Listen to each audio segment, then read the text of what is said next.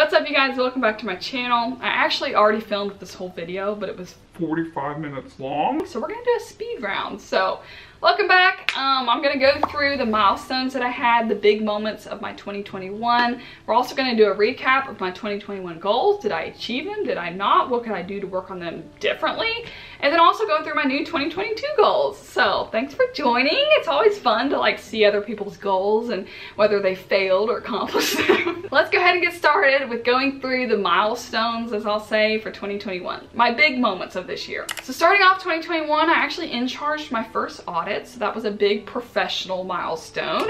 I've been a staff auditor for over 3 years, and in charge means you lead the audit, you're responsible for the audit, you're responsible for assigning everyone's roles, keeping everyone on task, making sure they're under their budget hours. You also have to schedule all the not fun meetings. You have to talk to the client about everything they're doing wrong.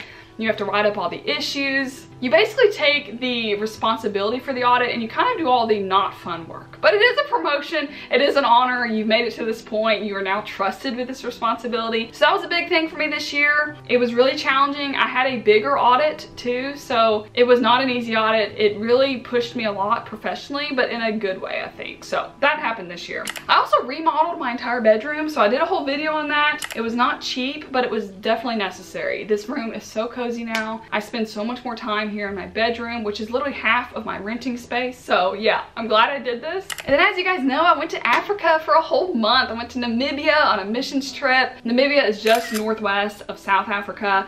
And oh my gosh, I could unpack that trip and talk to you guys about it for hours, but I'm not gonna do that in this video. It was so unreal. It was the closest I've ever felt to God. He spoke to me in very clear ways, told me things I didn't really want to hear, but also just so much growth spiritually, and I'm so thankful for that trip. But yeah, that happened this year. And then when I came back from a big trip, I was a bridesmaid in a Vietnamese wedding, which was so out of my comfort zone. You guys know I never wear makeup and do my hair or wear dresses or feel like a princess ever, and that's what that whole day consisted of. And the Vietnamese tradition is you have like a tea ceremony in the morning, and it includes like a whole roasted pig. It was so cool. So that day literally lasted, I think we got there at 5 a.m. to do hair and makeup, and then I didn't get home that night until about 11 p.m. So entire day, so much fun. I was exhausted, but it was such an honor to be a bridesmaid in one of my best friend's weddings. And then I went skydiving again. So I went skydiving in 2020, and then I went this year in 2021, and it was so much fun. I'm not opposed to going once a year, every year. Like, it was just unreal. So that was fun this year. And then earlier this month, I filmed my first wedding. As you guys saw on my channel, I randomly uploaded a wedding video. You guys were probably like, who are these people? I filmed the whole wedding and got to edit that video, and it was just so much fun. It was out of my comfort zone. I was extremely stressed about it. There was a lot of pressure that I put on myself to have this super, you know, commercial grade quality wedding video as my first time ever doing one. And it wasn't that. I'm definitely an amateur, but it did turn out well, I think, and the bride and groom absolutely loved it, or at least they're telling me they did. So that was fun. And then the worst thing that happened to me this year just happened 4 days ago.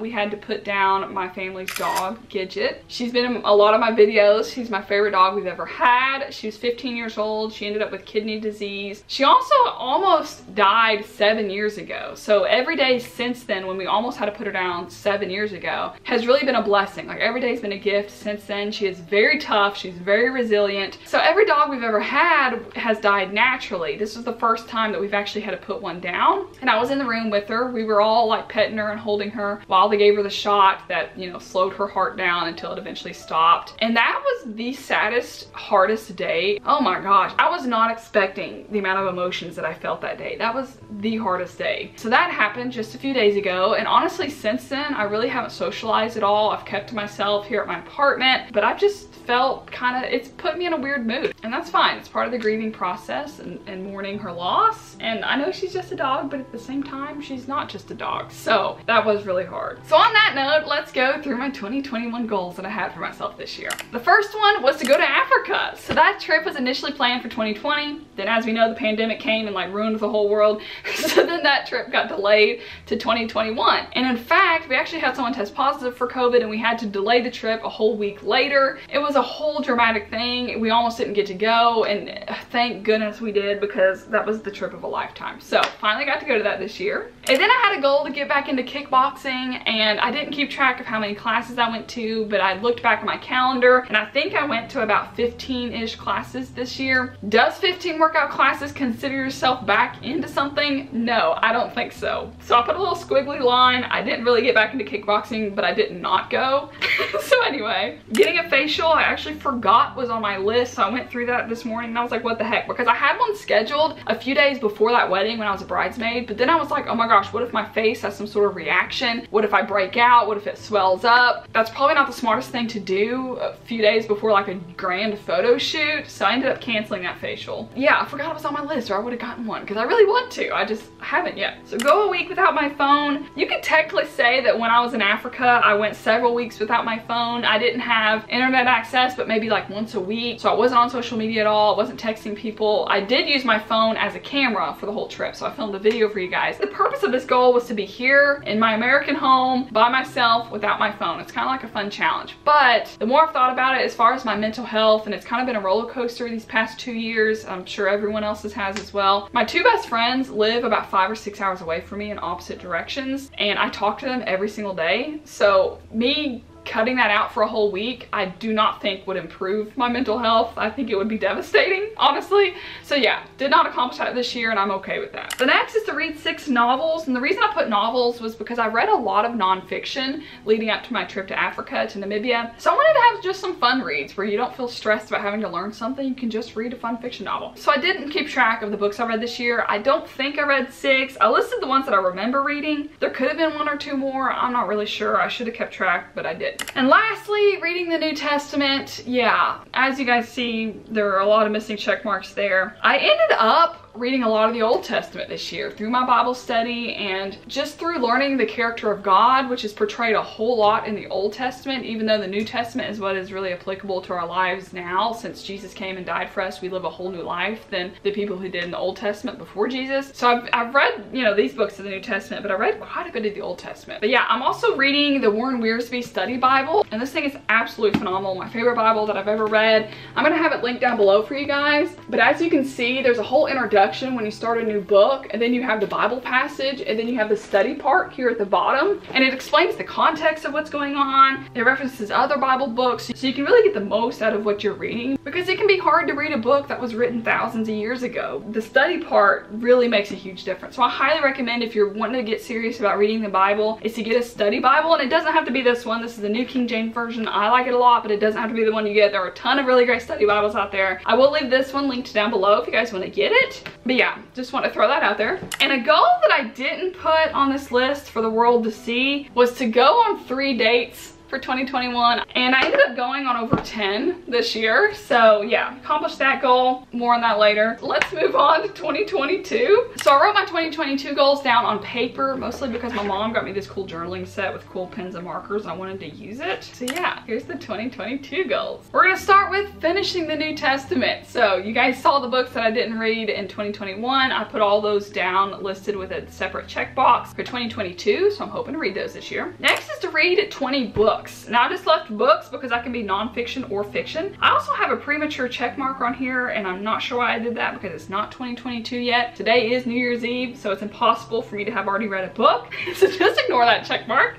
That was future me getting a little excited. But I got a Kindle for Christmas this year. This is the Kindle Paperwhite, and I'm really excited about it. Also, several of you guys told me about this app called Libby that you can download, and you can connect your library card to it, and then you have access to a whole free online library where you literally get to check out online books and then check them back in, which is such a cool concept. So I went down to my local library the other day, got a library card for the first time in 15 years, and I ended up checking out 3 random books because the librarian was so sweet. She gave me a whole tour of the place. She gave me some pamphlets, some free bookmarks, and I just felt bad for just going in there to use the Libby app. So ended up checking out books. I read this one yesterday, read the whole thing in one day, and it's a series, so maybe I'll read the other 2. I don't know. So anyway, yeah, my goal is to read 20 books for 2022. As you guys know from the last video I uploaded, I want to join Orange Theory Fitness, and I did join. So I want to keep track of how many classes I go to. It is a very expensive gym membership, so I don't foresee myself keeping it for a whole year or even 6 months because it is a lot of money. So I just want to keep track of how many classes I do go to. I did buy the 8 classes a month package, and if I run out of 8 classes, if I get real excited and keep going, I probably will just pay the drop-in rate for each class instead of upgrading to the unlimited, because some months I'm not going to be able to go all that time. Like, I know my schedule and I get really busy in the summer and fall and don't have any time for workouts, but right now in the winter and spring it's pretty slow for me, so I do have time. So anyway, that's that. Next, I wrote down to start something new, which is open-ended. I don't know what that is. I left it just blank, so who knows what that'll be. Keep you guys posted at the end of the year. Next is to get my sleep schedule on track. Y'all, I have been dealing with sleep problems for about 6 years now. It is absolutely not fun, but I'm mostly unhappy with myself since COVID, since coronavirus, since teleworking, because I used to get to work by 6 a.m., 6:30, dressed up, makeup, work bag, packed my lunch, drove the 30 minutes to work, and that was just how life worked every day. Now, since teleworking, if I log on before 7:30, my coworkers are like, holy cow, Heaven, good morning. It's revolutionary that I was able to wake up. So I don't know why that is. I'm not happy with it. I don't like wasting my mornings away. The weekends, I've been sleeping in until like 8:30 or 9, which makes me sick to my stomach. I've always been a morning person. I've always gotten up super early and gotten my day started. And just the past like year, I haven't, and I'm not happy with that. So I'm hoping to get things back on track. We'll see how that goes. I have noticed that when I work out in the evening, like when I did evening kickboxing classes, I was more exhausted and ready for bed. The problem with that is, for Orange Theory, I planned on going some before work, but workouts just mentally wind me down. I don't think I can be a morning workout person. I have tried so many times and it's been a fail. So I don't know. I may continue trying, but I think going to evening classes will be beneficial for my sleep. This next one, and get the CFE license. That's a certified fraud examiner. It's another accounting license. Several of my coworkers have it because my workplace used to pay you more for getting it. They don't anymore, and you don't get promoted, you don't get a pay raise, and it actually costs a lot of money to get. Apparently here in Tennessee, the renewal fee for the CFE, once it expires, you have to renew it, is more expensive than the CPA license, which is just mind-boggling. So that's why I haven't gotten it. But as far as my professional goals, I really like fraud work, I really like forensic work, and I don't know where I'll be in 3 years, 5 years, 10 years, but I think going ahead and getting that license now will just open up more possible opportunities later into those fields if I ever decide that I want to go down that route. So yeah, that's why I want to get that this year. Also getting my drone license. If you guys don't know, I fly my drone here and there around the square. It's really fun. You do not have to have a drone license to fly the drone that I have, because mine is a lightweight drone. It's 249 grams. The legal weight of 250 grams and higher, you need a license to fly in certain areas. There are a lot of restricted zones that no matter what, you're not allowed to fly in, but having a license does allow you to fly in more areas. So I just think it'd be cool to have an aviation license. Now, it is legit. It is really hard to pass. You study for weeks and then you take the test, and it's expensive to take, and it's a real aviation license. It isn't like this tiny little drone license as a hobby. It's like a legit aviation license. It's really honestly not worth it for me to get, but I think it'd be fun just to have a fun fact. Oh, I have my drone license. Like, how cool would that be? And the last goal that I have for 2022 is to go on 5 dates. So I had 3 dates as my goal for 2021. So why not just increase it to 5? That'll be easy to get, honestly. I have been going on dates here and there, and the dating world is brutal and it's not fun. Wouldn't recommend it, but it is necessary in order if you ever want to get married one day. So I guess I gotta go through it. Also, just 2 days ago, I read this book called Outdated. It's written by a Christian pastor, and it gives you guidance on Christian dating. I know how hard it is to be dating in your mid-20s as a true devout Christian, but it's a really inspiring book. I liked it a lot, so I just wanted to mention it. I'll link it down below if you guys are interested in reading it, if you're a fellow Christian out there in this brutal dating world that we're all having to go through. But anyway, you guys, that's my video. That was my 2021 recap and looking forward to 2022. I'm excited for what the year brings.